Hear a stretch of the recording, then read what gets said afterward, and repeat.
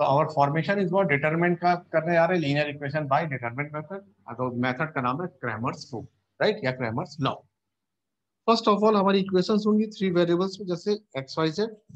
तो डिटरमिनेंट के फॉर्म में इसको लिख लेते हैं, जैसे a1x b1y c1z equal to constant number को मैंने d1 लिख दिया, here constant number is d1 and second one is a2x b3y c3z equal to d3, right. इस तरह से मैंने इक्वेशन एक डेवलप कर ली एक्स वाई जेड की, d1 d2 d3 का सम कांस्टेंट।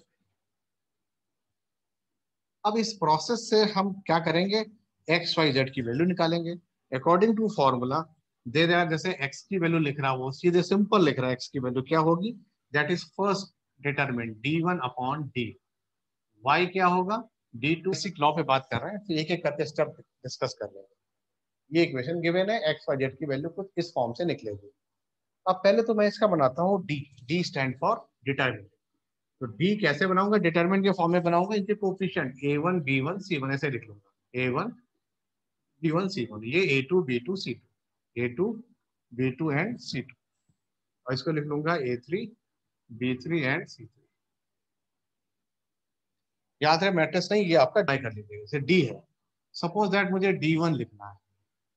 तो d1 में क्या करो कि जो फर्स्ट कॉलम है, डी की जो फर्स्ट कॉलम थी उसको चेंज कर दो कांस्टेंट नंबर से। तो कांस्टेंट नंबर से जब चेंज कर दोगे तो क्या आ जाएगा, वो आ जाएगा d1 d2 और d3। बाकी जैसे जो लिखे लिखे रहने दो, b1 c1 b2 c2 b3 and हटा दो, इसको रिप्लेस कर दो कांस्टेंट नंबर से। तो first column a1 a2 a3, जो सेकंड कॉलम इसके जगह कांस्टेंट वैल्यू डाल दो, ये d1 d2 and d3, d1 d2 and d3।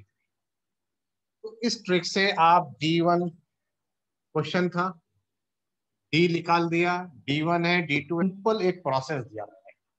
अब मैं इसका एक स्ट्रक्चर ड्रॉ करके दिखाऊंगा कि आगे इसको फर्दर सॉल्व कैसे करना है। ये तो समझ में आ गया जैसे इक्वेशन से। अब मैं आपसे इसके प्रोसेस, प्रोसेस मतलब फॉर्मेट क्या है, सोल्यूशन के इसके पास आपके प्रोसीजर क्या है, यानी एक तरह से मैं बात कर रहा हूँ कहीं ना कहीं एल्गोरिथम की बात कर रहा हूँ, ठीक है। जीरो नहीं है मतलब कोई नंबर्स लिखे हैं, इसका लिए हम बात कर रहे हैं सिस्टम के बारे में। अगर मान लीजिए जीरो हो जाता है तो होमोजीनियस होते हैं, जीरो नहीं है that is a non homogeneous system. अब मैंने क्या देखा, इक्वेशन में जैसे आपने फॉर्मेट बताया और आपने फट से भी बता दिया था, एक्स की वैल्यू, वाई की वैल्यू और जेड की वैल्यू। मैं फिर से लिख रहा हूं दोबारा अगेन, यानी अभी जो की मेंबर है, की रोल प्ले कर रहा है, वो डी रोल प्ले कर रहा है, कैपिटल डी, यानी जो सब फर्स्ट लिखा था आपने। तो इस पे मैं अटैक कर लेता हूँ, यानी D is solution, this is your unique solution. कब, when D is not equal to zero. Put किया था आपने जैसे प्रोसेस में, एक्स वाई जेड की वैल्यू आ गई, सिस्टम हुआ आपका। देन व्हाट हैपेंड, फिर हम क्या करें, अगर डी जीरो आ जाता है तो मैं क्या करूंगा, फिर मैं d1 d2 एंड d3 इन तीनों पे डिस्कस करूंगा। इफ डी इक्वल, साथ में d1 d2 और d3 भी मेरे जीरो हो गए। अगर कुछ ऐसा होता है डी जीरो और ये सारे जीरो हो जाएं, तो आप बोलेंगे जो सिस्टम है वो d3 आपने निकाल लिए, d1 d2 और d3 निकाल दिए। If at least one of these determinant is not zero, मतलब इनमें से कोई एक जीरो ने क्या है, डी जीरो आ जाए, ये कंडीशन है। और इसके अकॉर्डिंग अब आप d1 d2 और d3 बता रहे हैं, उसके लिए क्या लाइन लिख रहे हैं, उसके लिए लाइन लिख रहे हैं देन इज नॉन जीरो, यानी जीरो के इक्वल नहीं है वो। तो इस केस में आपका जो सिस्टम होगा वो हो जाएगा inconsistent, your system is inconsistent. और जब सिस्टम इनकंसिस्टेंट आ जाएगा तो आप बोलेंगे sir there is no solution, zero नहीं आया, फॉर्मूले में पुट कर देंगे, एक्स वाई जेड की वैल्यू आ जाएगी। d1 d2 d3 अगर जीरो नहीं है, सपोज डी भी जीरो हो गया, d1 d2 d3 ये भी सारे जीरो, चारों जीरो हो गए, तो आप बोलेंगे सर सिस्टम कंसिस्टेंट है but there is many solution. इस पे मैं क्वेश्चन करके दिखाऊंगा अलग से, तो और अच्छे से समझ में आएगा। अभी तो सिर्फ सिस्टम है एक, if D equal to zero and d1 d2 d3 इनमें से कोई एक जीरो ना हो, एटलीस्ट क्या लिखा मैंने, at least one of them is non zero, इनमें से कोई एक वैल्यू पॉइंट्स में मैं क्वेश्चन को डिस्कस करूंगा one by one. Clear.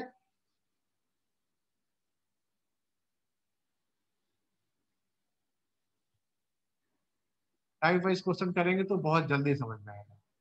This is your type one, बोला solve x Y z, x Y z आपकी इक्वेशन, इक्वेशन लिखते चले। फर्स्ट इक्वेशन है 5x minus 7y, all three equation. अब आप क्या करेंगे इसको, अब आप इसको डिटरमिनेंट के फॉर्म में अप्लाई कर देंगे। पहले आप कैसे लिखेंगे, डी लिखें। डी क्या, ये जो कोफिशिएंट होते हैं क्या है, 5 माइनस 7 और इसका कितना है 1। तो 5 माइनस 7 1, ये हुआ 6 माइनस 8 1 माइनस 8 माइनस 1 और 2 और माइनस 6। ये आ गया मेरे पास D1।